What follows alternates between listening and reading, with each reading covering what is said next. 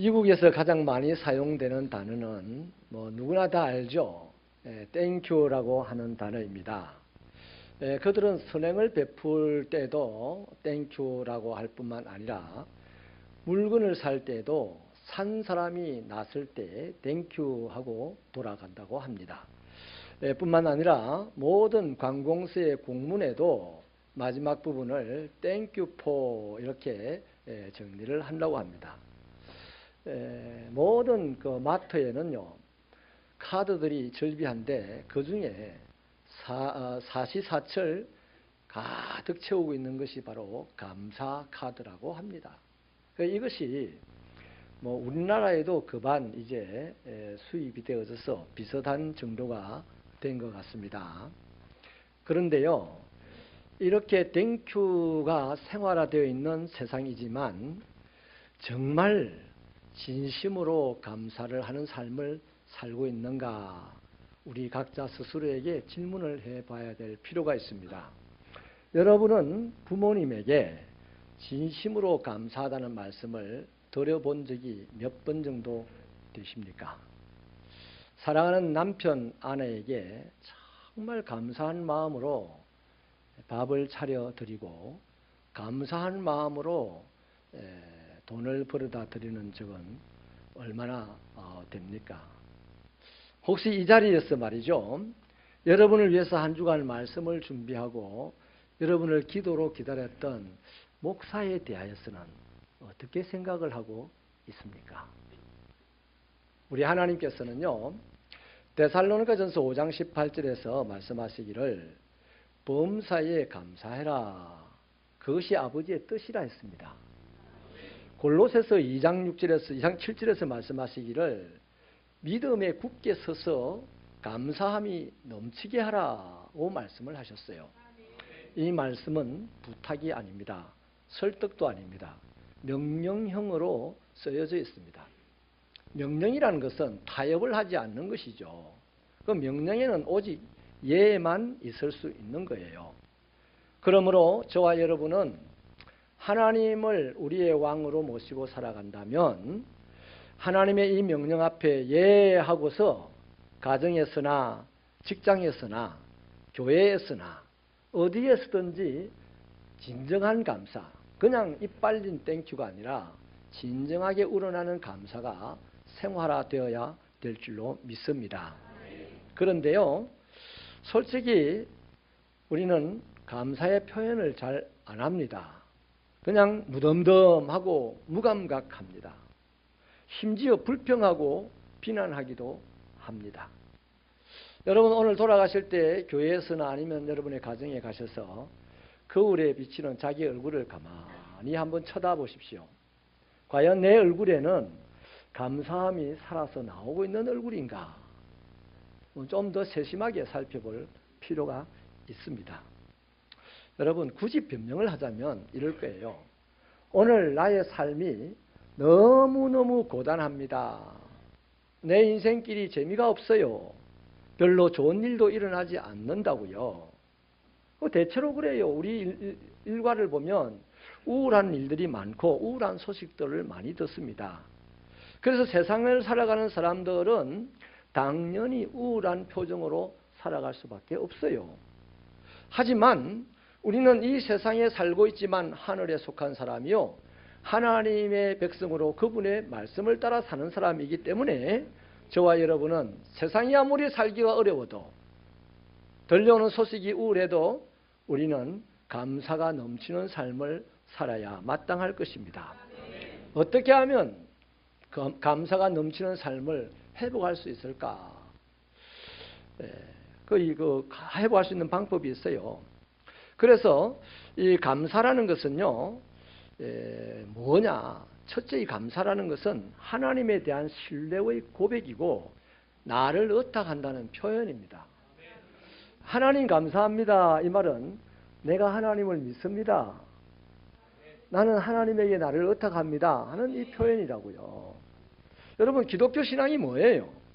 하나님께서 자녀된 나의 인생길을 가장 좋은 길로 인도하신다는 이 확신, 이것이 기독교 신앙 아닙니까?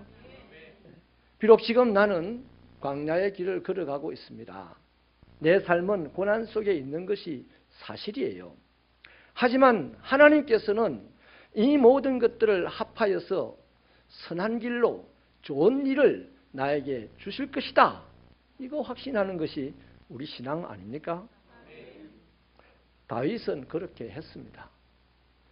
내가 비록 사망의 엄침한 골짜기를 다닐지라도 해를 두려워하지 않습니다. 그 이유는 하나님께서 나와 함께 하시기 때문입니다. 이렇게 고백을 해요. 그러면서 덧붙이기를 하나님께서는 나를 위하여서가 아니라 당신의 이름을 위하여서 나를 바른 길로 인도하십니다. 이렇게 고백을 해요. 여러분, 이것을 확신했기 때문에 다윗은 어려운 상황에서도 하나님을 찬양할 수 있었고요. 하나님께 감사할 수가 있었습니다. 다윗이 이런 고백을 할 때 다윗이 왕궁에서 호사스럽게 지내고 모든 것이 부족함이 없어서 이런 고백을 한 거 아닙니다.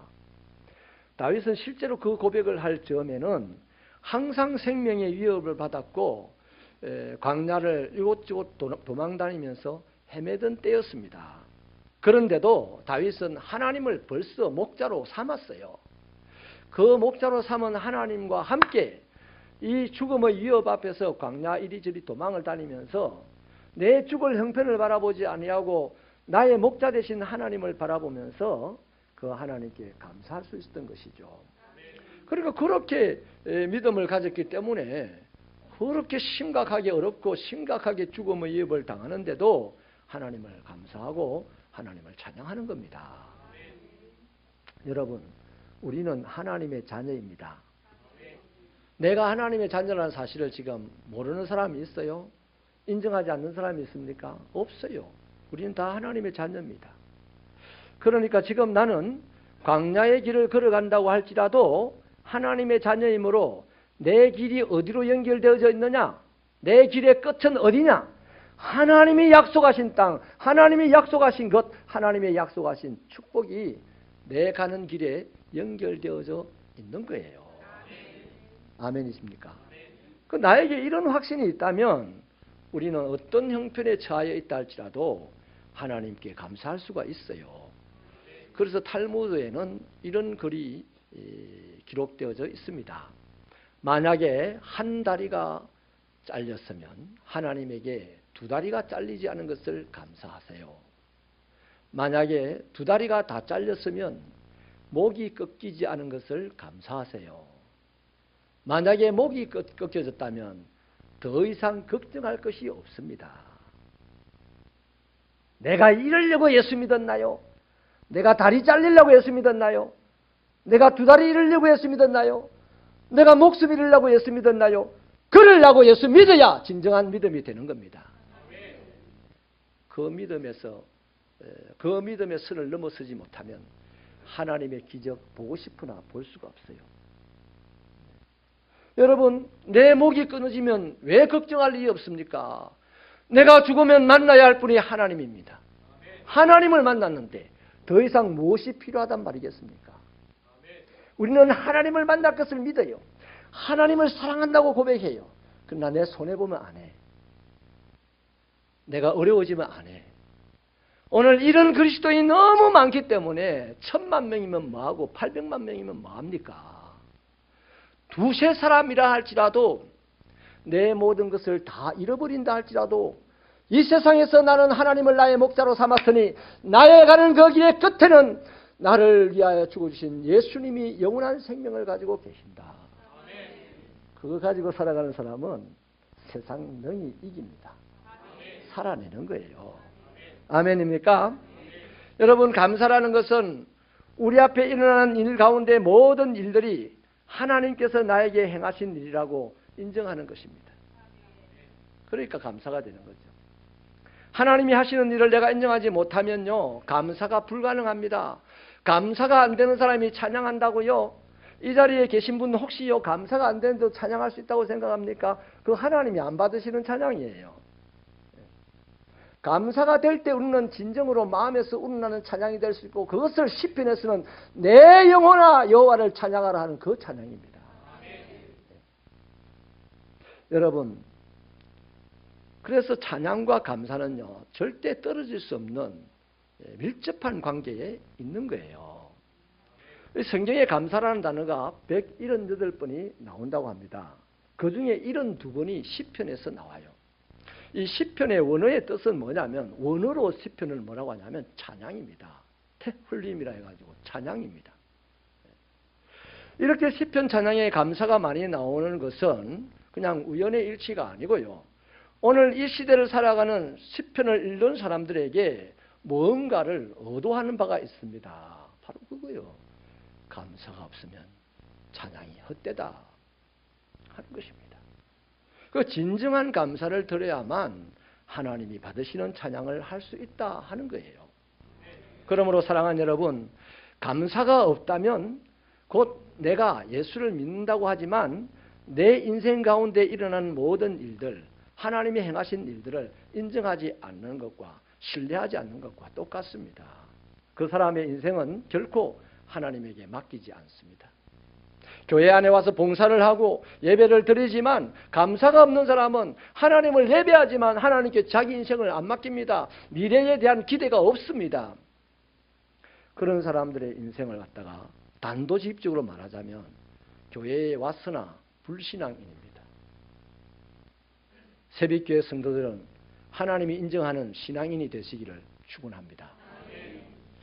두 번째, 어려운 상황에서도 왜 감사가 넘치는 삶을 회복해야 하는가 하면 감사는 더 좋은 것을 얻게 되는 통로이기 때문이에요. 누가복음 17장에 보면 10명의 나환자들이 한 마을에서 예수님을 만나게 돼요. 그때 예수님에게 병을 고쳐달라고 부탁을 하니까 예수님이 하시는 말씀이 지금 너희는 바로 가서 제사장에게 너희 몸을 보여라 그랬습니다. 병을 고쳐주지는 않았어요. 제사장에게 너희 몸을 가서 보여라. 이 사람들이 믿음이 있었어요. 그래서 그 말을 믿고 제사장에게 가는 길에 몸이 다 나았습니다.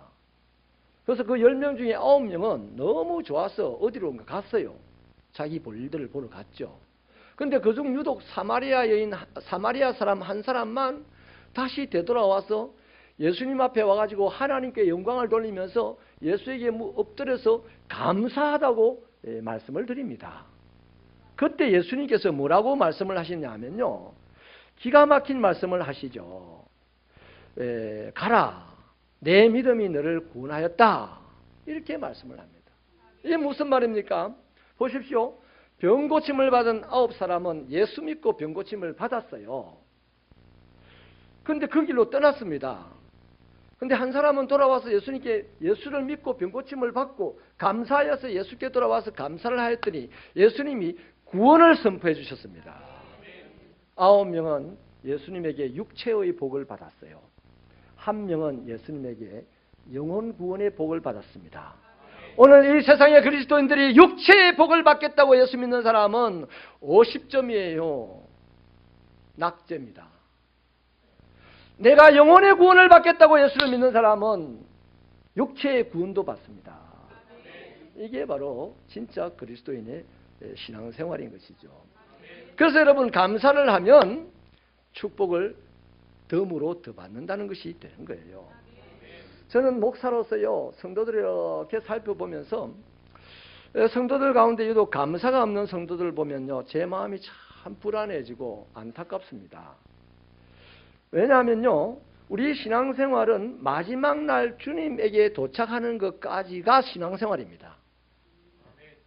그런데 주님에게는 도착할 수는 있어요. 언제 도착해도. 그런데 주님에게 도착하기 전에 우리들의 삶이, 이 세상에서의 삶이 있는 거예요. 그래서 이 세상에서의 삶 동안에, 다시 말하면 내가 천국 가는 그날까지 세상에 살면서 하나님의 축복을 덤으로 자꾸 받으면서 이것이 나의 찬송이요, 이것이 나의 간증입니다 노래하면서 살아야 된다 이 말이죠. 그렇게 되기를 바랍니다. 그러려면 하나님은 축복을 덤으로 누구에게 주느냐? 이 세상살이 하면서 세상 어렵고 힘들다고 그냥 질질 짜고 돌아다니는 사람에게 축복을 하는 게 아니고, 그 어렵고 힘든 와중에도 하나님께 감사하는 사람을 덤으로 축복을 주신다는 거죠. 바로 감사가 이 세상을 그리스도인으로 사는 동안 축복받는 키라는 겁니다. 그런데 감사하지 못하니까 천국 가기는 가겠죠. 그 사람이 감사를 안 해도 천국 갑니다. 예수를 믿는데. 근데 천국 갈 때까지 세상을 그렇게 어렵게 힘들게 고단하게 사는 거예요. 그 사람 자신의 신앙생활도 점점 위태해지게 되게 돼 있고 공동체도 힘들어지게 한다는 것입니다. 여러분, 솔직히 말씀드려서 오늘 우리가 살아가는 삶의 현실은 매우 힘들어요. 사업이 점점 어려워지고 있습니다. 나이가 들어가고 있습니다. 저도요, 제가 언제 57살이 됐는지 모르겠어. 기가 막히네요. 근데 이게 현실이라. 근데 몸도 쇠약해졌어. 내 몸이 쇠약해질 거라고 한 번도 생각해 본 적이 없는데 유난히 오래 들어와가지고 막 요렇게 병원에 가고 저렇게 병원에 가고 쇠약해지는 거라. 그런데 내 몸이 나이가 들고 쇠약해져 가는데 내 자식들은 점점 더 자라서 뒷바라지 해줘야 될 일들, 우리말로 나이가 더 커. 옛날에는 용돈 주면 그만이었는데요. 지금은 뭐 몇백만 원씩 해줘야 될 일이 있고 막 몇천만 원 들여서 결혼도 시켜야 되고 막 이런 거라. 힘들어요. 예상치 못했던 사고를 당할 때도 있고 뜻하지 않게 질병에 걸려서 괴로움을 당할 때도 있고 뭐 수시로 당하는 것은 그렇게 좋았던 인간관계가 자꾸 꼬여갑니다. 꼬여가. 이런 일련의 일들이요, 우리로 하여금 감사하지 못하는 구름텅이 속으로 그냥 끊임없이 몰아가고 있다고요, 지금. 그래서 우리는 정신 바짝 차려야 됩니다, 하나님의 자녀들은. 세상이 나를 감사하도록 도와주지 않습니다. 하나도 안 도와줍니다. 100이면 100이 다 나를 힘들게 해요. 감사하지 못하게 합니다. 얼굴을 만상을 찌푸리고 살게 합니다. 그러나 우리는 하나님의 자녀이기 때문에 감사하지 못하게 하는 원인들을 착착 밝혀내가지고 단도를 잘라내야 돼. 잘라내야 돼. 여러분, 감사하지 못하는 이유가 뭐였습니까? 두 가지만 구체적으로 보겠습니다. 첫째는요, 우리 스스로가 감사해야 될 조건들을 상대화시켜버렸기 때문입니다. 예를 들어 볼게요. 어떤 한 사람이, 그리스도인 한 사람이 월 수입이 평균 300만 원이라. 근데 어느 날 친구들하고 모임에 갔더니 대체로 막 300만 원에서 300만 원 미만이고 어떤 사람은 벌써 막 명퇴 당했다고 그냥 어구지상을 하고 오고 이랬어요. 그 사이에 있는 동안에 내가 왠지 뿌듯합니다. 내가 좀 더 나아 보여. 그래서 마음에 감사도 생기고 감사한 것만 용기도 있어. 근데 또 어떤 날 친구들 모임에 갔더니 이 친구들은 월 수입이 들어보니까 보통이 1000만 원이야. 그래가지고 앉아가지고 휴대폰을 탁 열더니 오늘 하와이 가야 되겠는데 막 문자로 예약을 합니다. 이거 나는 300만 원 받는 나는 10년 모아가지고 막 어쩌다가 부부가 둘이 하와이 갔다 와가지고 막 인터넷에 올리고 난리를 치는데 이 사람은 하와이 가는 게 왜 살아? 그걸 보고 집에 돌아오니까 막 감사하는 마음이 싹 꺾여버려. 기분 되게 나쁜 거야. 니 만 원 니들 좀 해라 그러고 말이죠. 이렇게 일이 되는 거라. 여러분, 감사할 조건을 상대화시켜버리면 왜 감사가 꺾이고 불평이 나오겠습니까? 바로 상대와 나를 비교했기 때문에요. 하나님이 언제 저와 여러분을 비교해가지고 우리 보고 낫다고 오라 했습니까? 아니잖아요. 하나님은 오히려 약할수록 더 사랑하신다고 했지 않습니까? 아멘입니까? 여러분, 감사해야 될 타이밍에 바로바로 감사하지 못하면 반드시 나는 사람들 사이에서 비교를 내가 합니다. 저 사람이 나를 비교하는 게 아니고 내가 비교를 해요. 그러면 감사는 어디로 사라져버렸는지 사라지고 없는 거죠. 일전에 아주 오래전 부산에서 목회를 할 때 한 학생을 만난 적이 있는데요. 이 학생이 전교에서 몇 등 하는 친구예요. 그리고 그렇게 명랑하고 또 밝아요. 학교에서 회장이에요. 그 얼마나 기특하겠습니까? 목사 앞에서 명랑하고 밝고 공부도 잘하고 또 리더십도 있고 그럼 목사님이 관심이 가는 거라. 나만 그런가 보다. 그래서 그 아이를 유난히 살펴보다가 어느 날 만났습니다. 그래서 만나서 빵을 사주면서 이런저런 얘기를 하다가 엄마 아빠가 뭐 하시냐? 누가 아버지 뭐하냐? 물어봤어요. 그걸 물어봤더니 엄마 아빠가 하는 일이 대단한 일을 하더라고요. 노점상을 하는데 노점도 자기가 정해놓은 노점이 아니고 새벽에 가장 먼저 가야 좋은 자리를 차지하는 그런 노점에서 장사를 하는 거예요. 그것도 철 따라 과일을 바꿔가면서 뭔가 아이템이 딱 정해져 있는 게 아니고 매번 잘 나간다는 아이템을 가지고 판매를 하는 그런 분이었으니까 너무너무 어렵게 살더라고요. 그래서 이상한 거예요. 야, 너 이렇게 어렵게 살면서 공부할 맛이 나냐? 너 밝고 명랑하게 살고 싶은 맛이 나냐?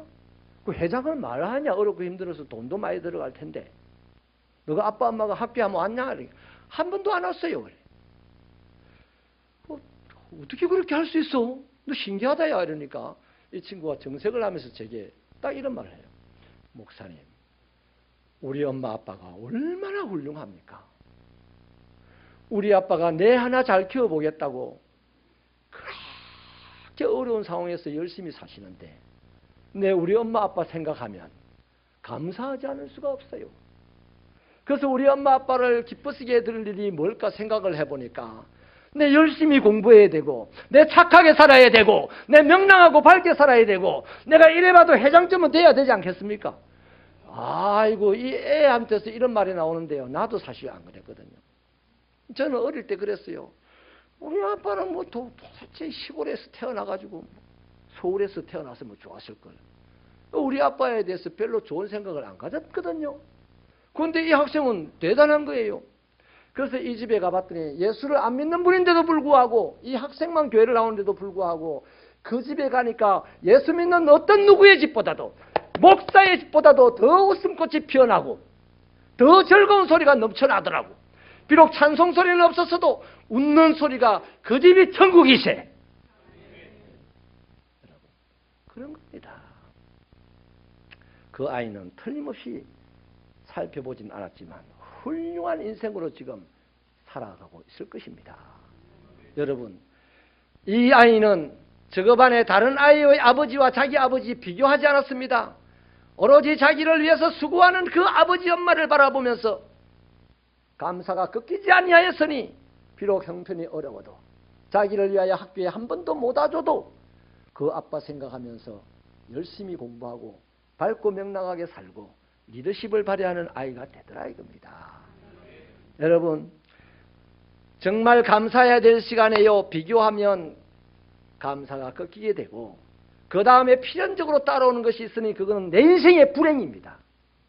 어느 누가 내 인생을 불행하게 만든답니까? 그럴 수 있는 사람이 이 세상에 하나도 없어요. 내 인생이 불행하다면 내 인생 내가 만든 거예요. 내가 감사하지 않으면 얼굴 인상 쓰게 되는 것이고 사고치게 되는 것이고 반드시 불행해질 수밖에 없습니다. 새벽교 성도 여러분, 남들과 비교하느라고 감사해야 될 시간에 감사를 꺾이는 여러분 되지 마시고 승리하시게 되기를 축원합니다. 두 번째 우리가 감사하지 못하는 이유가 있는데 나의 오늘의 현재가 남의 도움 위에 세워져 있다는 것을 잊어버렸기 때문이에요. 감사가 없는 분은요, 주로 내가 누리는 것을 당연한 것이라고 생각을 합니다. 여러분, 남이 내게 베풀어준 은혜를 빨리 잊어버리는 사람, 그 사람은 감사가 없어요. 그런데 이런 사람들일수록 의도적으로 빨리 잊어버립니다. 누가 자기 인생, 지금의 인생에 개입하는 것을 싫어합니다. 그래서 그런 거죠. 나는 입신양명했다고, 나는 자수성가했다고, 내가 이렇게 되는 데에서는 이렇게 훌륭한 삶을 살고 이렇게 큰 부자로 사는 데 있어서는 내가 열심히 일했기 때문입니다. 내가 아껴 살았기 때문입니다. 이렇게 자랑하기를 좋아하는 거죠. 그런데 여러분, 그런 사람들, 자기 금자탑을 세우려고 자기를 위해 사셨던 분들을 잊어버리려고 하는 그 사람들, 결국 금자탑 위에 세워지지를 못하는 거예요. 여러분, 솔직히 생각해 보십시오. 내가 스스로 태어난 사람이 있습니까? 내 부모 없이 내가 어떻게 이 땅에 태어납니까? 누군가의 도움으로 우리는 이 땅에 존재하고 있는 거예요. 누군가 자동차를 만들어 주었기 때문에 우리는 그까짓 건 내 돈 주고 샀잖아요. 웃기는 소리 좀 하지 마세요. 돈이 억만금 있어도 자동차를 누가 안 만들었으면 어떻게 사냐고요. 자동차를 누가 만들어 줬기 때문에 나는 그 자동차를 타고 내가 가고 싶은 곳으로 갈 수 있으니 그 사람이 감사해야 되는 거예요.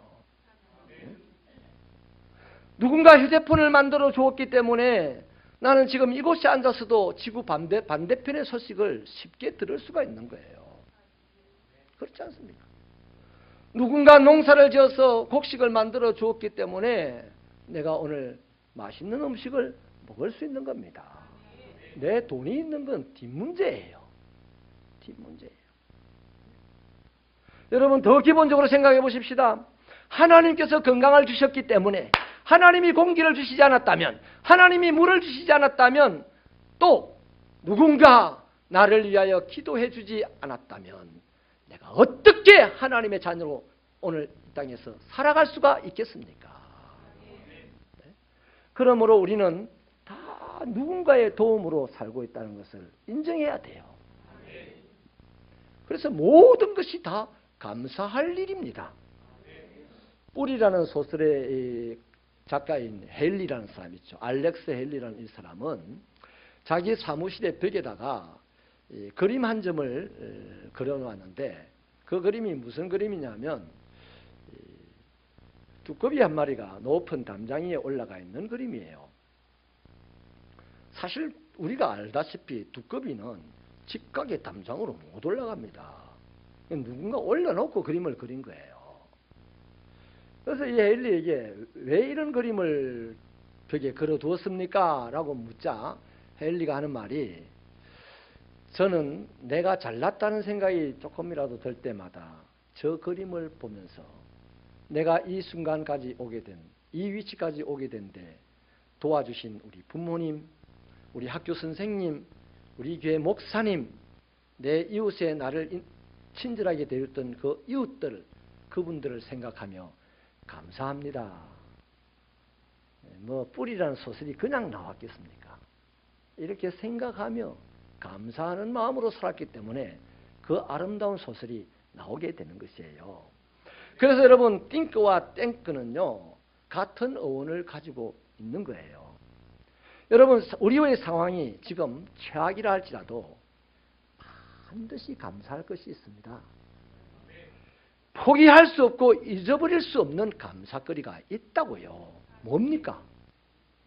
내가 오늘 영생을 소유한 자라는 것입니다. 여러분, 스스로 영생을 소유했습니까?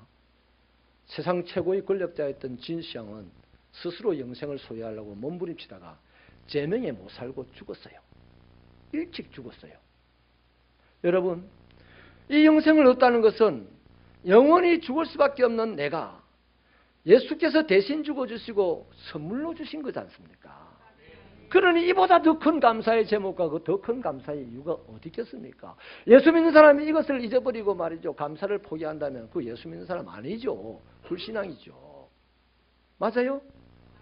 여러분, 하늘의 이 영생의 복을 생각한 바울은요, 맨 처음 자기가 말하기를 찬송하리로다 그럽니다. 찬송하리로다. 돌에도 수없이 맞았고 수없이도 굶었고 39대 매질도 막 4번이나 당하고 죽을 고초를 엄청나게 당하는 이 사람이 주님 생각하면 감사합니다, 찬송하리로다 이랬단 말이에요. 나 이 바울의 영이 새벽교회에 있기를 바랍니다.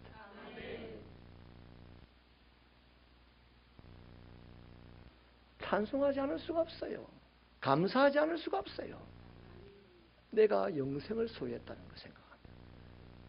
본문에 보면 우리의 영생을 위하여서 하나님이 하신 일이 하나가 있고 소개되어 있고 예수님이 하신 일 하나가 소개되어 있습니다.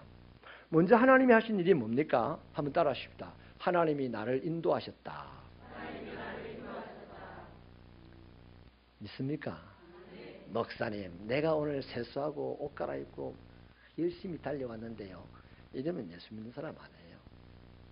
하나님께서 우리 강군사님을 일찍 깨우셔가지고 그 멀리서 차 타고 오게 하셨단 말이에요. 하나님께서. 그러면 기분이 좋아요. 하나님에게 꿀밤도 안 맞아. 여러분, 어떤 사모님의 얘기를 들려드려야 되겠는데요, 이 사모님이 어떤 모임에서 이런 얘기를 했습니다. 내가 사모니, 당연히 우리 남편이 목사님입니다. 우리 시어머니가 사모님이고 우리 시아버지가 목사님입니다. 그러면 자기 오빠가 하나 있는데 오빠는 교수래요. 이 교수는 예수를 잘 믿을까요? 못 믿을까요? 잘 믿는지 못 믿는지 이제 들어보면 알아요.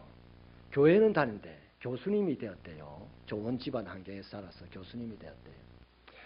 그런데 이 교수의 부인이 전도사님이라. 그 교수님이 다니는 교회의 전도사님이라. 그럼 이 정도면 예수를 잘 믿어야 되잖아요. 근데 이분이요, 이 사모님이 하는 말이에요. 그런데 우리 오빠는요, 목에 칼이 들어와도 예수를 못 믿겠다고 한대요. 그러니까 우리 여러분 가족들이 예수 믿게 하려고 몸부림치고 애를 쓰는데 잘 안 되는 분 있잖아요. 당연합니다. 그것 때문에 뭐 창피할 거 없어요.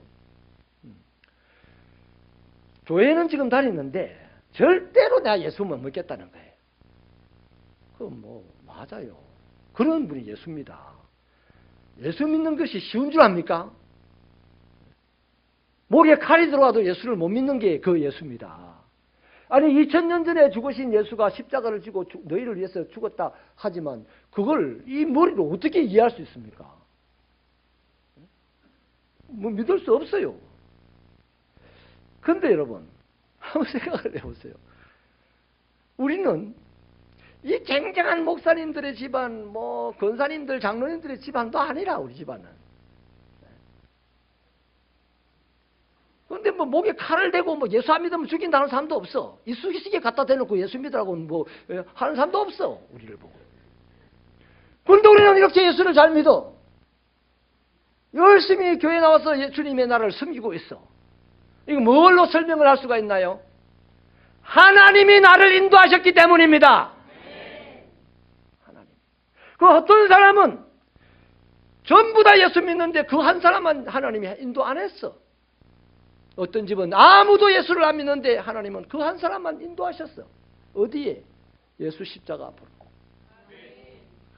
감사할 일 아닙니까? 너무 감사할 일이죠. 그래서 44절에 보니까요. 나를 보내신 아버지께서 이끌지 아니하시면 아무도 내게 올 수 없느니라. 예수님이 말씀하신 이건 제 말이 아니잖아요. 예수님의 말씀입니다. 하나님이 인도해 주신 분들은 예수를 믿을 수 없는 상황에서도 믿어. 그러나 하나님이 인도하지 않은 분들은 믿을 수 있는 상황인데도 못 믿어. 사무엘상에 보면 사울 왕과 다윗의 이야기가 쭉 나와 있는데요. 거기 보면요. 사울은 왕인데 하는 일들마다 어떻게 그래 어리석어 보이고 구차하게 보이고 볼품이 없어 보입니까? 근데 다윗은 양치기 목동인데 어떻게 하는 말마다 하는 일마다 하나님의 영광이 찬란하게 드러나 보입니까? 우리가 성경을 읽으면서 그 각자가 다 느끼는 거 아니에요? 그 이유가 뭐예요? 딱 하나입니다. 하나님이 함께 하시느냐 아니냐의 차이입니다. 하나님이 함께 하지 않으니까 왕인데도 불구하고 형편없어. 볼품이 없어. 근데 하나님이 함께 하시니까 목동인데도 불구하고 너무나 멋있어요. 그런데 하나님이 함께 하면 그냥 함께 하셔가지고 우리를 막 밥 먹는데 밥 한 그릇 더 만들어야 되고 어디 가는지 차비 한 사람 분 더 못해야 되고 이런 겁니까? 아니에요. 하나님이 함께 하시면 우리를 앞장서서 인도하시고 때로는 또 지루할까 봐서 우리 뒤에서 밀어주시고 그 우리 가는 길을 인도하신단 말이야. 함께함은 곧 인도함이라는 말과 같습니다. 여러분 예수 믿는 사람들의 인생 최고의 복이 바로 이겁니다. 하나님이 함께 하신다. 그 예수께서 우리에게 덤으로 주신 축복도 바로 그거 아닙니까? 마태복음 28장 20절에서 볼지어다 내가 세상 끝날까지 항상 너희와 함께 있으리라. 바로 그것을 진짜 믿으신다면 오늘 내 형편이 어렵고 열악하여도 우리는 가정에서든 직장에서든 교회에서든 어디서든지 감사가 넘치는 생활을 할 수 있을 줄로 믿습니다. 다음으로요. 예수님이 우리 영생을 위해서 하신 일이 뭐냐? 한번 따라하겠습니다. 희생하셨다.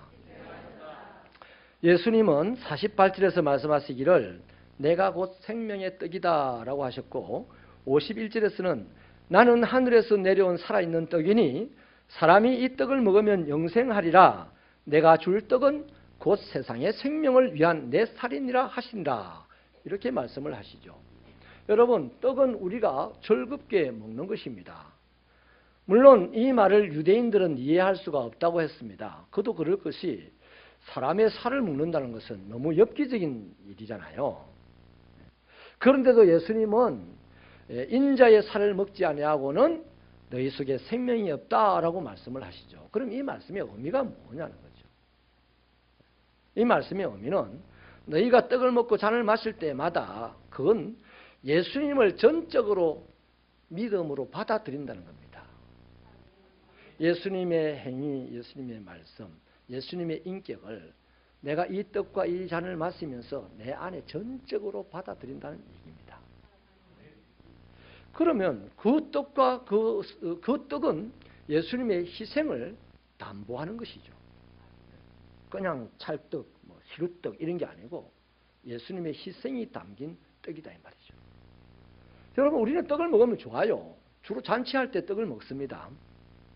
근데 우리도 보면 우리 교회 잔치할 때 여러분 음식들 잡수시는 얼굴을 보면 예배 시간에 얼굴보다 더 환해. 참 보기 좋아요. 보기 좋아요. 떡을 먹는 거는 되게 쉬워요. 그러나 그 떡의 의미를 아셔야 된다는 거죠. 교회 잔치의 의미를 아셔야 된다는 거죠. 예수님의 살과 예수님의 살을 찢으시고 피를 흘리신 것을 내가 지금도 먹고 있다 하는 의미를 잊지 마시기를 바랍니다. 그래서 우리가 예수를 믿는 것은 굉장히 쉬워 보이지만 이 쉬운 사건 안에는 하나님의 엄청난 희생이 담겨 있다는 것을 알아야 된다는 거죠. 여러분, 우리 하나님은 우리를 위해서 뭘 주실 때요, 뭘 조금 남겨놓고 주신 분이 아닙니다. 모조리 다 주신 분이에요. 그것을 로마서 8장 32절은 이렇게 기록을 하고 있죠. 자기 아들을 아끼지 아니하시고 우리 모든 사람을 위하여 내주신 이가 어찌 그 아들과 함께 모든 것을 주시지 않겠느냐 이 말이에요. 하나님은 여분을 남긴 게 없어요. 우리는 하나님께 헌금을 한다든지 이렇게 할 때 다 여분을 남기고 이렇게 드리지만 하나님은 우리에게 주실 때 모조리 주셨다는 것입니다. 그러니 앞으로도 똑같이 모조리 주실 것이니 이것을 믿고 사는 사람이 그리스도인이에요. 여러분, 내 편하려고 예수를 믿는 사람들에서 벗어나서 이런 하나님을 이렇게 자기를 편하지 않게 하시고 우리를 편하게 해주신 하나님을 편하게 해주실 마음으로 예수 믿으시기를 축원합니다. 그러니 여러분, 이렇게 하나님이 내 영생을 위해서 나를 그 영생의 자리로 인도해 주신 것, 예수님이 그 영생을 위해서 피 흘려 죽어주신 이 일을 생각하면 우리는 감사를 포기할 수 없어요. 감사를 넘치도록 해야 됩니다. 말씀을 마치겠습니다. 사랑하는 여러분, 주변을 돌아보면 어떻습니까? 정말로 감사할 일이 하나도 없습니까? 힘들고 지치고 숨쉬기조차 어렵다고 느껴집니까? 그렇다면 그런 거 쳐다보지 마세요. 보지 마시고 나를 인도하시는 하나님을 바라보세요. 나를 위해서 십자가에 못 박혀 죽어주신 그 주님을 바라보십시오. 그러면 우리는 결단코 감사를 포기하지 않을 것입니다. 넘치도록 감사할 줄 믿습니다. 내 형편과 처지가 어떠하다고 변명되고 핑계대지 않고 있는 모습 그대로 아버지 앞에 다 드립니다 하는 마음으로 살아가게 될 줄 믿습니다. 다음 주일은 우리가 추수감사절로 지킵니다. 여러분, 말씀을 드린 대로 세상이 너무나 열악하고 어렵기 때문에 홀로 사는 독거 노인들이라든지 홀로 사는 분들이 우리 주변에도 많이 있습니다. 우리 해년 해마다 추수감사절에 과일을 나누고 곡식을 나누는데요. 올해는 더 풍성하게 나누십시다. 그래서 우리 주변에 혼자 사시는 분들, 어렵게 사는 분들, 우리는 돈이 있어서 과일을 먹고 싶은 걸 그나그나 사서 먹지만 그분들은 생기면 먹는 사람들이 많이 있습니다. 구제부장님 중심으로 우리 교구장님들 잘 살피셔서 나눌 수 있게 되기를 축원합니다. 많은 것으로 하나님께 감사함이 넘치게 하셔서 내 이웃들을 돌아볼 수 있는 귀한 추수감사주일이 되시고 그 하늘의 신령한 복과 은사를 마음껏 누리는 새벽교회 성도들이 되시기를 주님의 이름으로 축원합니다. 결단코 포기할 수 없는 것이 감사입니다. 기도하겠습니다.